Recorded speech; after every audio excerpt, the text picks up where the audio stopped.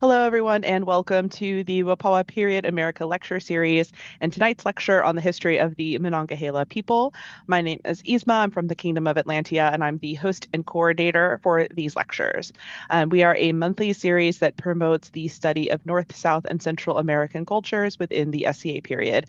And we've been lucky enough to host these lectures over the last year, once per month, and have created a fantastic library of information on our YouTube channel. We have lectures and topics from agriculture to weaving, scribal arts, storytelling, anything under the sun. You can try it on our YouTube channel. But I do want to give a few housekeeping notes before we get started. So, firstly, as many of you heard, this lecture is being recorded. So, we ask that you either raise your hand and wait for the instructor to call on you, or leave comments and questions in the chat for them to follow up on. This will just keep the recording nice and clean and tidy for those who aren't able to join us tonight. Secondly, in joining our lecture tonight, you're agreeing to our zero tolerance policy for racism, xenophobia, colorism, and other forms of discrimination that have historically disadvantaged Native American and Indigenous people throughout both our current time and history. So if you have concerns about any attendee, topic, or lecture series or part of the lecture series, I hope that you will feel safe in reaching out to me. I will put my email address in the chat. And thirdly, we are always looking for additional instructors for months to come. Right now, we are recruiting specifically for April and going forward. So if you have a topic about North, South, or Central American cultures during SCA period and you would like to teach, please reach out to me on that same email address that I will put in the chat. So if we are ready for tonight's lecture, I will let our instructor introduce themselves and we can get started. Hi, everybody. I'm Sean MacIntyre, mundanely known as Sean MacIntyre. I am also Master Uilliam MacantSaoir of Alphamark. I am a Master of the Pelican. In my mundane job, I was an early American historian. I just lost my job at a museum, so I'm currently looking for employment, but this is not a pitch. But I am out there still doing stuff and actually have a book coming out very shortly too. Not on this topic, much later 18th century topic. So I'm going to start sharing my screen. We're going to talk about the Monongahela people. And I will say up front, I am not Native in any way, shape, or form. I am of Scottish and Irish heritage, but this is a topic I began studying when I began working at the Meadowcroft Museum, which is just south of Pittsburgh, Pennsylvania, about 2 hours south of Penzic, for those who know where Penzic is. And it's a great place if you're looking for a day escape of Penzic. It's like literally goes from 16,000 years ago to the 19th century. So you can check out a whole giant period of time there. But I'm going to talk based on some of the stuff that I learned there and then more stuff I did in my own education. So I'm going to start sharing my screen here and we'll get things started.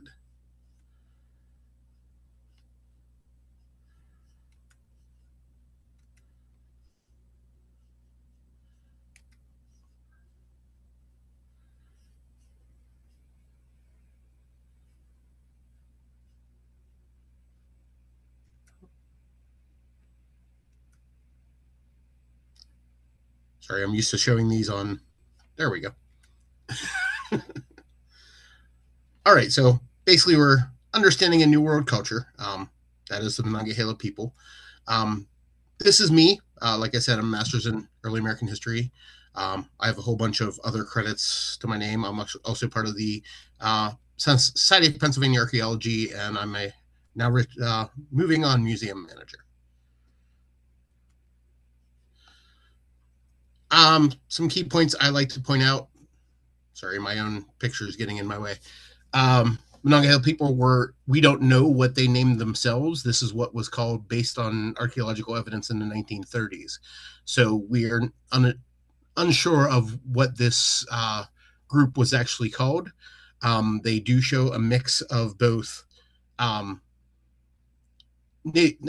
Shawnee and of Iroquoian cultures. So there kind of is an odd balance of some of the items that you'll see that come from both Iroquoian and Algonquian cultures.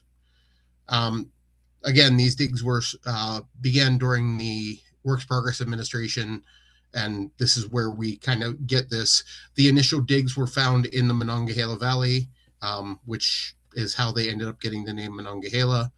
Monongahela itself is a Algonquian word. It's actually from the Shawnee, and it's a river whose banks collapse. And if you ever see an overhead picture of modern day Pittsburgh, you'll see a river that's completely brown and one that is more green. The brown one is the Monongahela.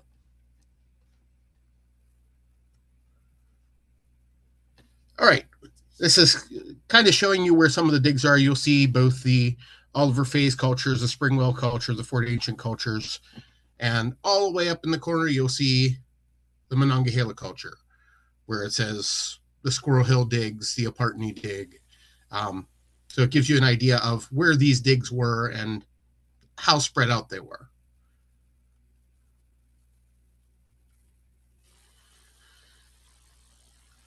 I won't name these completely, but if you've ever been to Bedford, Pennsylvania, which is just off the turnpike here in Pennsylvania, that is where the Bedford dig was. Directly across from the land where the current Bedford Village sits, there's a large field, and that is where the Bedford Village dig was. If you're familiar with Pittsburgh, the Squirrel Hill in this that's mentioned in here is not the Squirrel Hill in the city of Pittsburgh. It is actually in Indiana County, about 60 or 70 miles from Pittsburgh.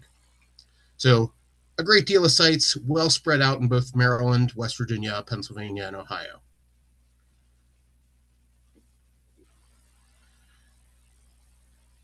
So what you see there is a picture, a drawn picture of what one of the villages would look like.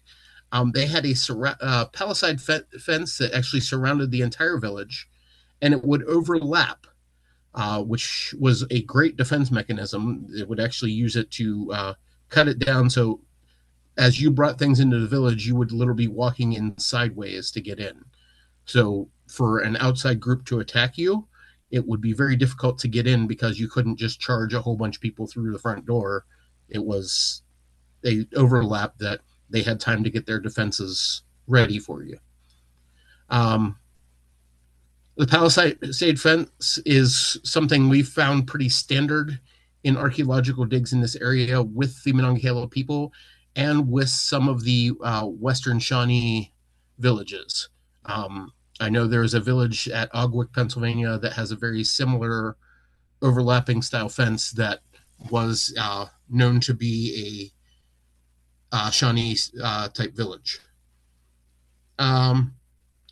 They had a arbor that sat just inside the village itself, which was basically where somebody was 24 hours a day. It's where a lot of large gatherings took place. So the families and people would meet right at that same space. So if somebody was going to come charging in, you would actually know that there's, a whole bunch of people about to come charging in. The houses were the wigwam style, which were common in some of the Shawnee, as well as some of the Western Lenape type villages. So they would actually be, and we're going to show a little bit more of them later. So they would just be kind of this round house that your entire family would stay in, and you'd probably stay in there with your grandparents as well. They look very small in this picture, but they can be quite large, actually. And I'll show you a picture of the one I used to teach in as well. So that's the one I used to teach in. It is the mats that you see on the outside are actually cattail reeds. So if you flatten cattail reeds out and make them into a mat, they are waterproof because cattails are waterproof. So they would build them up with these giant mats, and you can actually see the entranceway there. There would actually be a removable door to put on that, or they would use animal furs. There's a central fire and a central fire hole. The fire would be kept going all year round. In the summertime, it keeps the bugs out, and in the wintertime, it keeps you warm. So it might be more of a smoldering fire during the summertime, but in the wintertime, it is more of a keeping the home warm fire. You also see that the little fire pits to the side that are in tree crotches, those were actually used for drying of meats and drying of fruits and vegetables.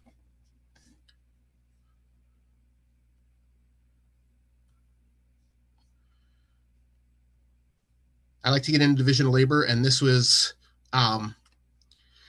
basically assumed by studying other groups in the area of what the women's and men's jobs were. It is not a definitive thing. This is pre-contact for the region. While the Spanish and the French were in the country, they were not still making contact with this culture. And we'll kind of talk about that culture disappearing as well. The women's jobs largely in charge of the village. It is believed, based on the two cultures that either they merge into or that they have history with, that the Monongahela people were a matrilineal society. So the women controlled most of the decision making, although men usually tended to go out and do negotiating. They would have to come back and get permission from the women to do certain things. So the women would tend crops, prepare food, weave, sew, create clothing, create pottery, and tell men when to go hunt and get firewood, etc. Men's jobs: maintaining construction and repair of the village, hunt, butcher, dry meats, skin furs, provide security for the village, provide wood, make fish traps, nets, etc., and warfare. I talk about the dried meats in there, and we'll get into the food a little bit more later, but the drying of the meats was something that was actually tended to be done at the hunting camps. Instead of carrying a giant deer or 16 deer back after killing them, they would actually skin the deer, dry the skin at their camping site, and actually dry out the meat as well. So they're bringing back this packaged dry meat instead of actually carrying deer back and forth, or elk, or whatever animal that they chose. So drying out the meat made it able to be used, and it also preserved it.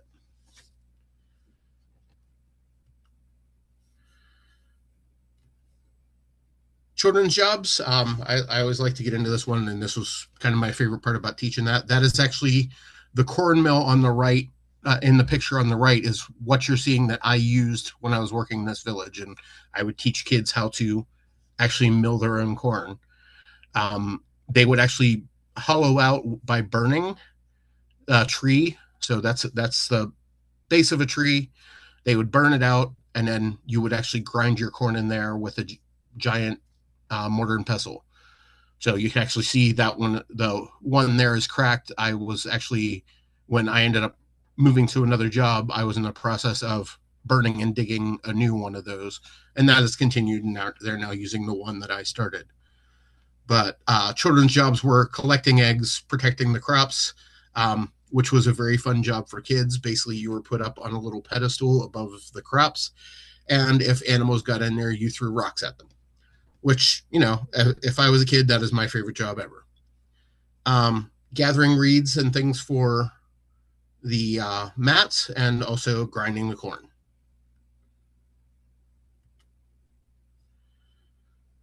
Clothing was mainly animal skins, using sinew as your sewing thread. You can see an idea of the clothing that was used back then. That is from the University of Maryland, in some of the digs and these are remakes of fragments that were found. So the clothing: deer skins, elk skins, and some furs as you come into winter. The heavier furs in the winter months, so your bear fur and things like that in this area. Beaver fur was popular, as well as raccoon fur, because they're both waterproof, as well as otter fur. And then they would sew and actually tailor it using the sinew. So they would actually use the tendons of the deer and the elk to sew the clothing.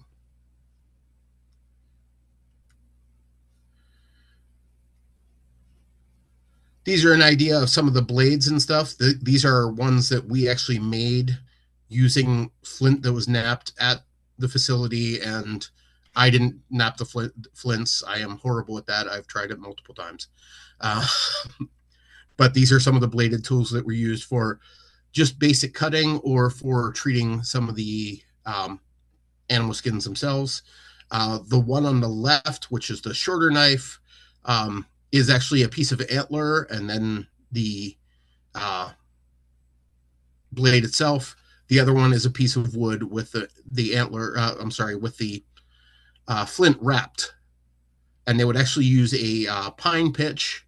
So they would actually mix pine with some of the charcoal from the fire, and that works as a pretty amazing super glue. We had to repair that one once at the time I was at Metacroft, but it holds really well for that knife.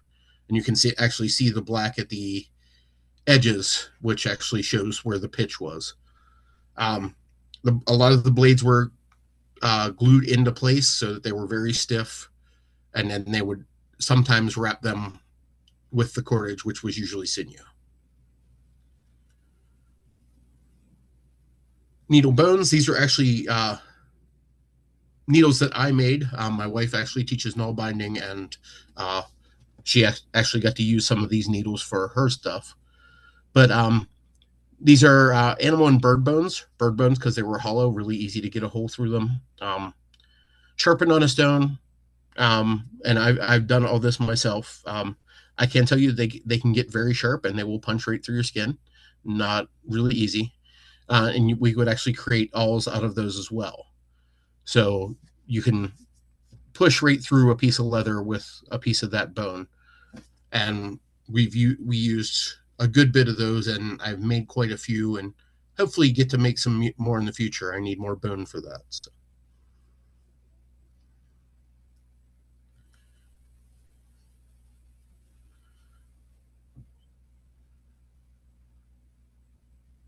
So a little bit on the jewelry and trade items that were found. So yes, I realize that those are conch shells. Those are not here in the Americas. This was just an idea of what was used at the time. So they were actually using small mollusk shells to make beads, and those were used as trade items.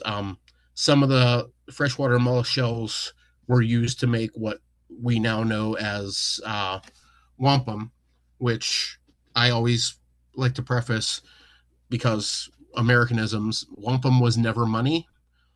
It was a living contract. So you speak over the wampum, you hand that over, that is your contract. So freshwater mollusk shells, I note cowrie shells. I didn't mean to say conch shells there. I meant to say cowrie shells.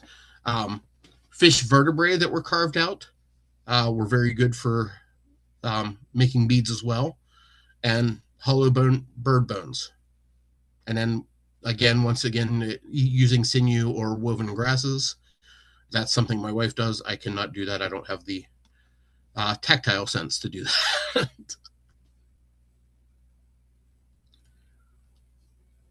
These are some of the hand tools, and I have actually had a chance to cut a tree with an axe of this style. That's an adze itself, meant for digging out a canoe, things like that. Those are great for digging out wood, although you go through blades pretty quickly. For trying to cut a tree, which was only about 4 inches around, between 6 of us, I believe it took us 4 hours to cut the tree.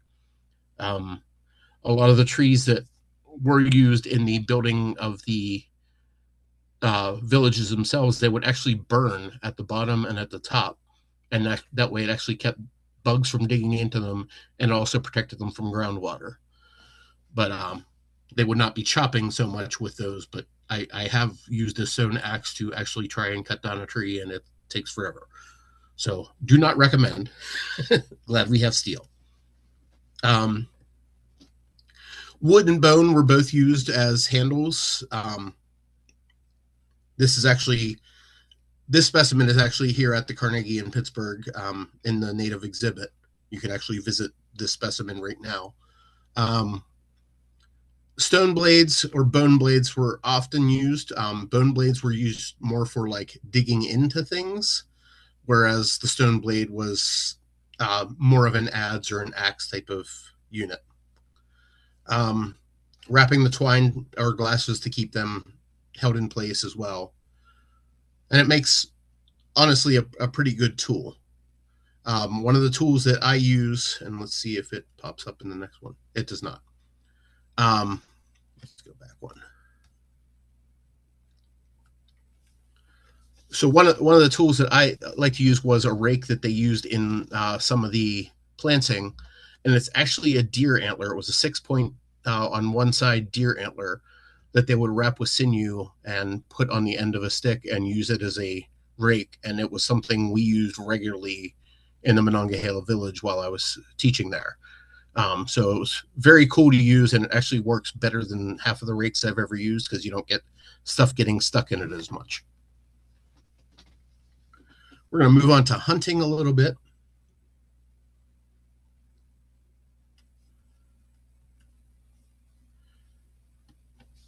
So I mentioned atlatl in there, and that's because there was atlatl type arrows found in this area. So was it the traditional atlatl that everyone was using? We don't know because we didn't find the handles for the actual throwing, but there was that type of weapon used in this area, and those could have been just small spears, but the grooves in the actual digs kind of show that they were actually used as a throwing weapon. So again, bow and arrow were used, which still used today. A lot of range projectiles, and they would actually hunt in groups and surround just to make it easier to get the prey, what they're looking for itself. So that was the usual style of hunting, was in large groups. And it also makes it easier to carry that bear or that deer back to their camps. There was also spear hunting in this area and fish traps, which I believe I have one in this picture that we can use. I actually want to learn how to make one on my own, but I'm going to rely on my wife to actually make the actual string for it. So it's going to jump to some of the ceramics. These are actually from the Squirrel Hill site, as some of the ceramics that were found. This is standard clay from this area. They would actually add some dyeing processes, so you'll see the blue in there. So I don't know if they were finding glass or like a natural glass in this area, but they were finding something to get that blue color. And I don't know, because any natural product that I know that would be plant-based would probably bake off. But sadly, I am not a ceramics expert, so I can't say exactly what they were using. But these are some of the items that were found. They did use a lot of string-wrapped items as well. So they would actually wrap and bake it with the string on it and create beautiful decoration on it. This is more of the slashing or brushing method that you'll see in that right-hand picture.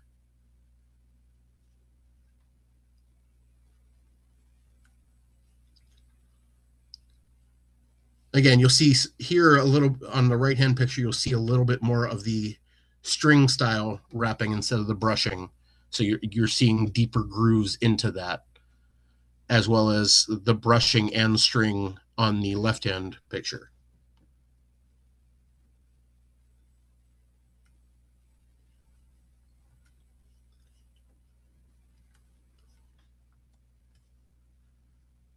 Stand by.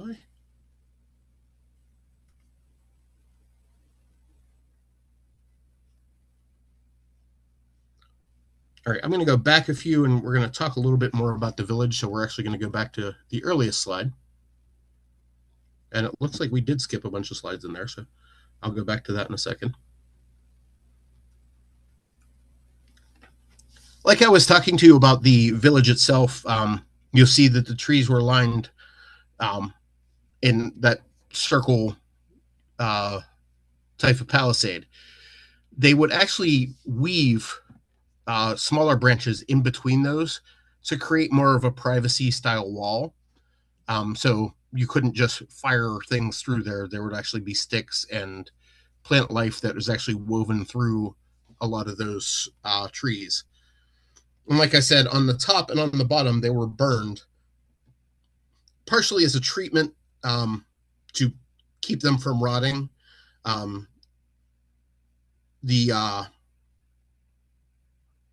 Sorry, I lost my train of thought. The tops of the trees, the bugs would not get into them because of the burnt area. They would avoid digging through that, and the burning actually helped with the moisture on the bottom as well. I'm going to go back to where we lost some. I don't know why it was jumping multiple ahead. This shows you a little bit more of the structure of the wigwam buildings themselves. It was a frame of branches from different trees around here, very bendable. But the vines themselves would basically be strapped to each other and wrapped over to make the frame. So that's basically your timber framing of the house itself. They would actually work vines through as well to strengthen that structure and then tie everything off.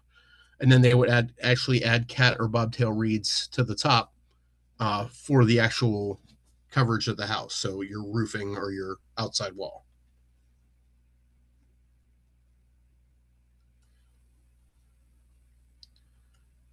Trying to see where we can find the. So the gentleman that is in that picture is actually dressed more towards a traditional Shawnee style. He was a Shawnee gentleman that worked at the museum at the time I was there. So that is more of the 18th century style clothing of the Shawnee. So it really doesn't have much to do with this. But I was talking about the houses themselves, pedaled or turtled houses. So I'm going to go back one again. Sorry about that.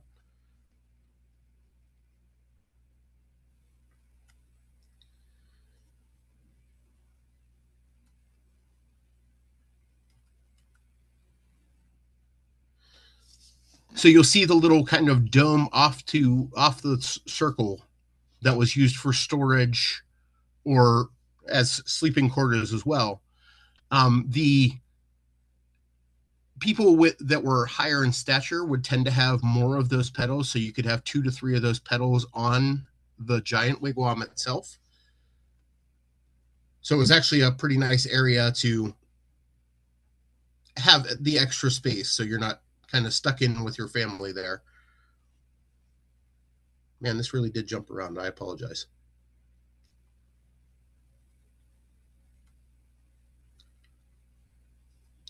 Food items, because this is what I love to talk about. Three Sisters gardening was basically the standard, and as you see, sorry, this is a total sidetrack, but you can actually see the vines going through the palisade wall on the outside there. But the standard Three Sisters garden, which is traditional in most of the Native American cultures, at least in North America, was the corn, beans, and squash that were grown pretty regularly in this area. And this evidence goes back to before 1000 CE. So this is definitely a type of growing that was pretty common in the area. I know that as you get further to the south, getting into West Virginia and Maryland, they would often, as they were planting the seeds, bury a fish with those seeds to create more nitrogen in the soil as well. But the Three Sisters was the growing pattern, naturally growing plants and foraging. So there's a lot of natural berries and other items that grow in this area that are safe to eat, mushrooms as well. Meat and fish, deer and elk were common. They elk isn't so common in Pennsylvania anymore. It's more to the north and the mountainous areas, but in southwestern Pennsylvania, we're not seeing that as much right now. But you can't turn a corner without seeing a deer. I live in the city, and there are deer in my backyard pretty much every day. Um, Fish and shellfish. There's a lot of fish in the rivers and streams here, as well as the lakes, and literally anything you can think of: trout, walleye, muskellunge. So there were a large fish here. Plus, we have a lot of freshwater shellfish, so freshwater mollusks themselves. Turkey and large birds also in this area. There's turkey around here that will harass you and chase you down the street. So talked about the clothing. I'll talk about some of the other items here that you'll see are wood, antler, and bone items that are on the table there. You'll see some of the antlers. At the very top of that picture, you actually see what was considered a war club at the time. One of the war clubs that was found in this dig was actually just a sapling, and this has been found in a couple other digs. They would actually take a spring sapling and pull it up to when it was about an inch to inch and a half around, and they would actually take the root ball, dry it over the fire, and tighten it to make that nice solid hitting edge on the end. The one, you can't see it in the picture, but there is actually a little hook that comes out of it that's not metal, it's wood, but it would be a good piercing hit. So they would able to pierce the skin on it, or pierce the skull as well. Some of the other items there, you'll see a tobacco pipe on the lower right-hand side. You'll see a tobacco pouch that's there as well. There was known to be some tobacco in this area. It was mixed with a lot of other plant life, so it's not like what we would see today as tobacco. You also see some of the tools that were used at the time. You actually see a turtle shell. We believe it was commonly used for eating as a dish as well. You also see some of the broken up sinew there, which was used for sewing, but it was also known to be used for teeth cleaning, so used as your floss.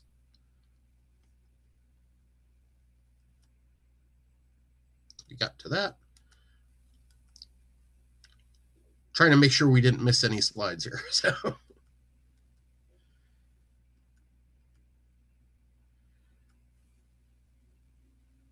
this gives you an idea of some of the projectile points that were used. Flint, or in this area, the most common is chert. There's pretty large chert seams around here, actually, that you can find. Bird blunts were often used for hunting, so they would actually shock the bird instead of actually killing the bird, so that they could keep it and actually use it for eggs. Atlatl projectiles, similar to what you see in the corner for the points of those.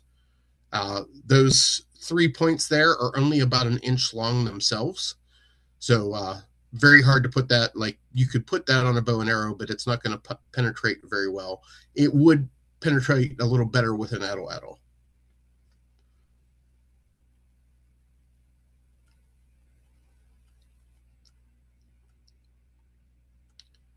I'm just checking any slides I might have missed, folks, so I apologize. My computer seemed to want to jump on this. I want to get to the dig here real quick, and the woman you see in that picture is archaeologist Mary Butler. She was the first female archaeologist to make major finds here in Pennsylvania. I love to read about her. She was part of the Works Progress Administration. She was big on getting people to do the hands-on work, so she actually had 2 full crews that traveled with her to do the archaeology on these digs that were part of the Great Depression and Works Progress itself. She's the one that named this culture. She did say, digging at the Somerset site, that it was a mixture of both Iroquoian and Algonquian cultures. And she is the one that coined the name the Monongahela people, because the initial digs were in the Monongahela Valley. I'm going to check to see if we missed any more.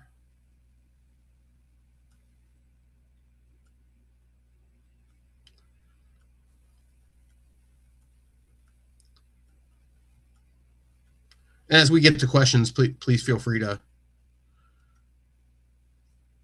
There is some of the ceramic we missed. Common soils and clays here in Western Pennsylvania. We have a mixture of red and gray clay under a lot of the soil here. So you'll get a kind of a mixed coloration of a lot of the ceramics itself. Hand rolled and patterned. There was not a spinning wheel that people were using at the time that we know of. And they would sometimes decorate the outside with shells or with stone, and it would also help strengthen the vessel itself.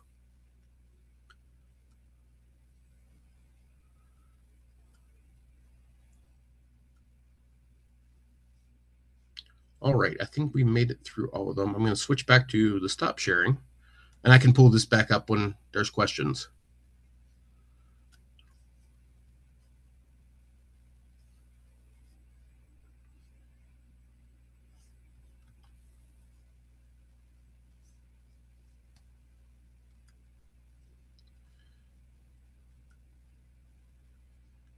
All right, I am back, so we can open it up for questions. I didn't know, Isma, were there any in the chat at all? We do not currently have any in the chat. Okay.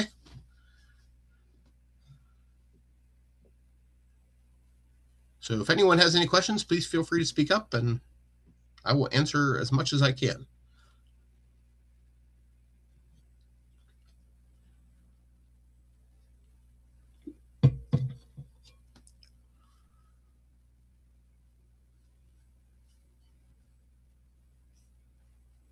So, this is Annette or Antoinette, sorry. So you got interested in the Monongahela because you live in the area? Actually, I didn't even know about this culture until I started working at Meadowcroft. And I had to learn about the culture to be part of that area that I was teaching in. So I did a deep dive. They gave me a binder, and then I dug into it a lot more on my own. Basically, what Meadowcroft is it started out as a Boy Scout camp, and then the owner of the land, who owns a large racetrack here as well, his brother owned the farm there and was running the Boy Scout camp, and he happened upon an archaeological find because of a groundhog hole. Anyone that knows Pennsylvania knows that groundhogs produce half of what we know in Pennsylvania. So he reached in this groundhog hole and found artifacts, and they ended up digging it up, and this site actually changed a significant amount of archaeology. So it actually opened up the western side of archaeology in 1973 was the initial find. They are back digging there again this year, so we may be finding newer stuff, but the site itself goes back 16 and 19,000 years. So from this dig, they actually continued to build off of this dig and create this historic village. So there's a 14th, 15th century village, there's a 18th century village, and then there's a 19th century village on the same site. So I worked mainly in the 18th century because that's my area of history normally, as well as the Monongahela village and in the archaeological dig. Very cool. So you were immersive there, right? Like you Yes. were. I wasn't dressed, so we weren't first person, but we needed to know as much as we possibly could to answer questions. So they're very big on getting in-depth history. Thank you. Yep.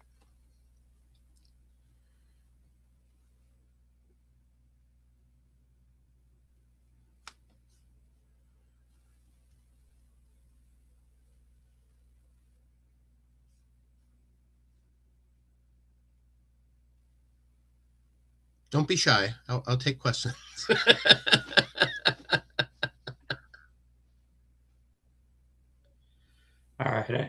So I kind of hot bunking with my wife's account. I'm actually not Holly Bird, but I'm Robert Carr, and we're early peers and Trimeris, I guess you'd say. Awesome. Uh, but um, so this culture ran into the 19th century, or really? No, actually, that's what I forgot to end with is this culture disappears right around the time of contact. Um, it is a known culture that they believe essentially is merged into some of the other cultures in around 1500.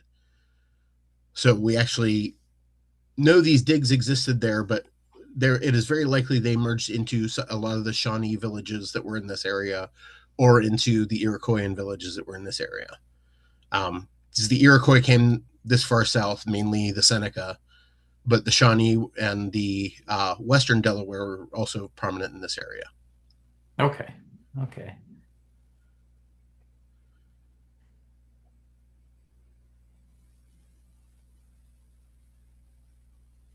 So the flint knives and spears, the Yeah, flint, those points, are they fairly straightforward and plain, or were they like Clovis based or anything like that? Or no, actually, so uh, a lot of the points out here are not Clovis based at all. Um, and that was probably the biggest part of the archaeological dig that was done in that same area is what is known as the Miller Point. That is the first.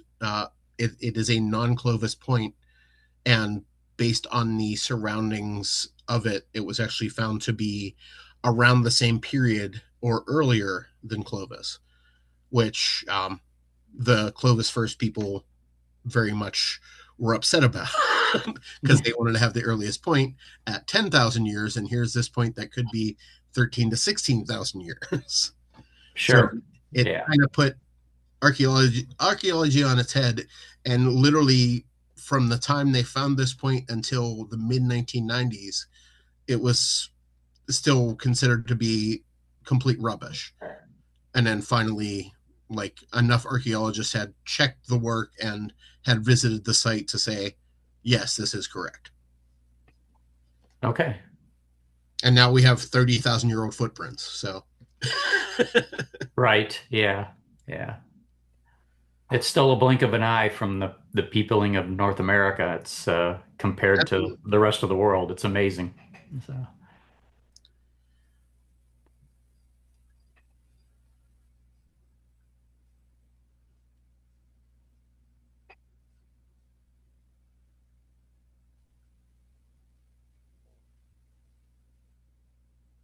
I just can't imagine reaching into like a hole and finding this amazing archaeological.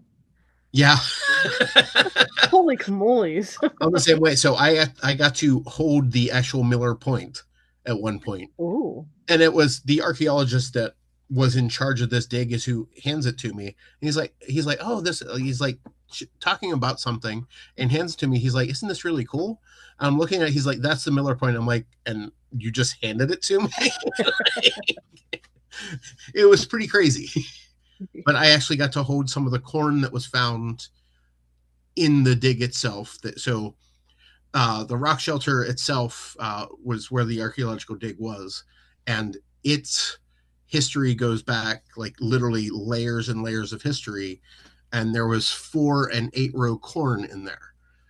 The modern uh, thing that we call corn, um, which I love, by the way, but is roughly 28 rows.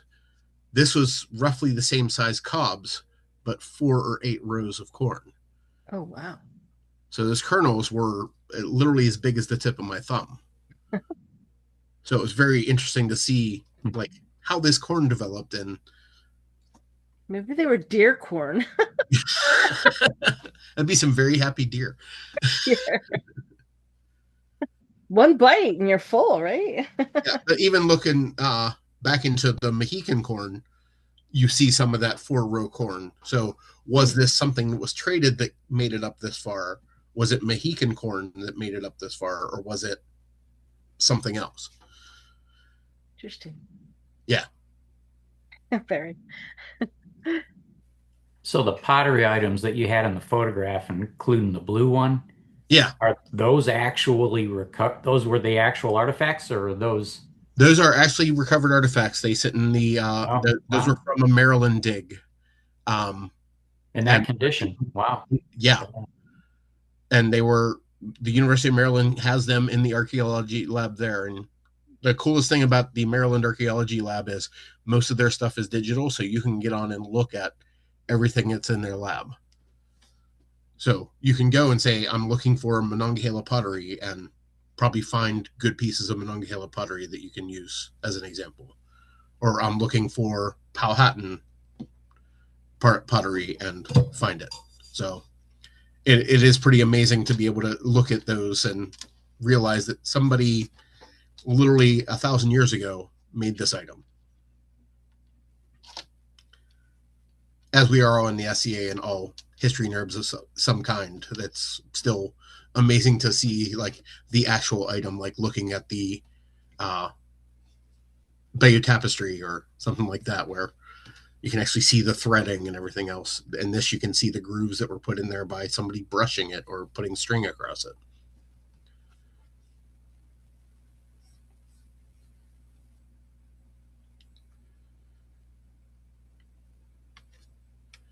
If you don't want to actually ask a question out loud, you can put it in the chat. It's okay. Okay.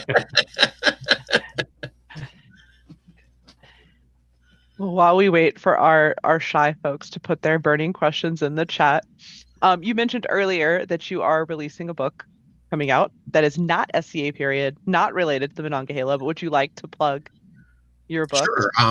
while you're here? We don't have the definite title of it yet, but it is going to be Forts of Western Pennsylvania from 1745 to 1800. So basically covers everything from the French and Indian War to the Revolution, or just through the Revolution to the Northwest Indian Wars. That is my mainstay of history. Like, I actually started in the SCA and ended up in 18th century history. But I'm in an entire 18th century unit that is all Scadians. So, so if you ever see Border Watch at Penzic, half of those guys are also 18th century. Awesome. So. And one of them's a Civil War. Rory. Hi, Rory. Rory is one of those 18th century guys. I have the musket, but other than that, you're traveling a little far to come up this way. yeah, that's true. Although I'm originally from Buffalo, and we're going to start snowbirding, so I'm probably going to end up getting a place in Western New York. So, well, we're Trent's companies at Fort Niagara every year. So. Yes, so that's one thing I'd like to start. Maybe not participating in, but at least going and checking it out. But they got a great living history core there. So. Yes, they do. So. I would die to get into that museum. Oh yeah.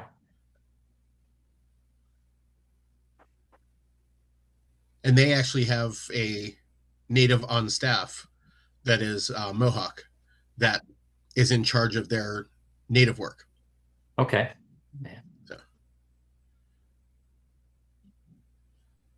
So, my wife refers to Fort Niagara as my Skyfall because I spent so much time there as a a young hoodlum before when we were in junior high and high school. So yeah, I love that place.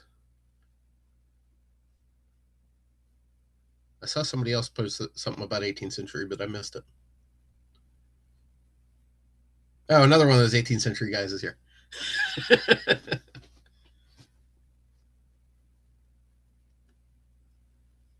not to jump the shark on the SCA. Well, overall, thank you guys. If you're ever at Penzic and get the chance, I teach this class at Penzic.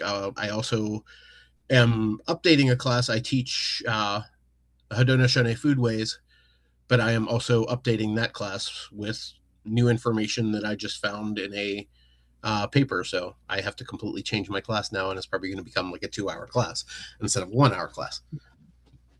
And I'll be the person scheduling for the performing arts tent at Pennsic this year. So Awesome. Okay. as long as I find a job.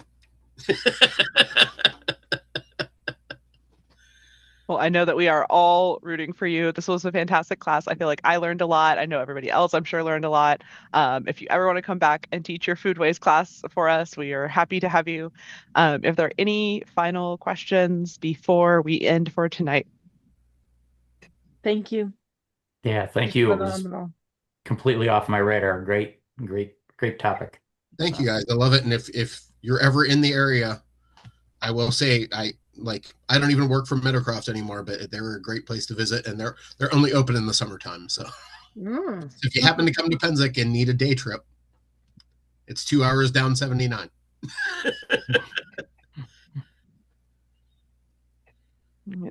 Thank you again, Master Liam, and thank you to everybody who attended. It's wonderful, and we will hopefully see you all again in March. We are going to be having a class that I cannot reveal yet, but shortly the class will be scheduled, and all of the usual places: Facebook, the Indigenous Ways Discord, the New World Personas group, and then if you followed this class on Facebook, I will also put the information in that event as well, so that we can all reconvene in March for another great topic. And thank you, Isma, for running all of this. This is awesome. I live for these little things that I get to learn more stuff. So awesome. Thank you.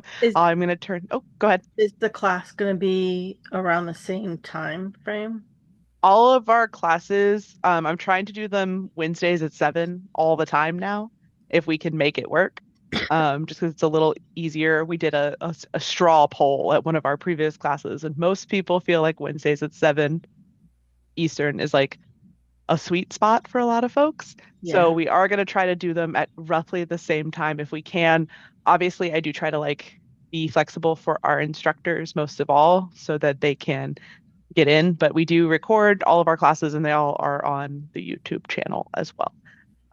So this one will be up probably in the next 2 or 3 days. So if you just feel you got to listen to it again, right? You can all show up and watch that one, or any of the many other classes we've done. We've got 11 other classes on there so far, because we are coming up on our 1-year anniversary. So next month will be 1 year of Huapahua classes, Huapahua lectures. So there's lots of other good stuff there as well. All right. Let me stop this recording real quick.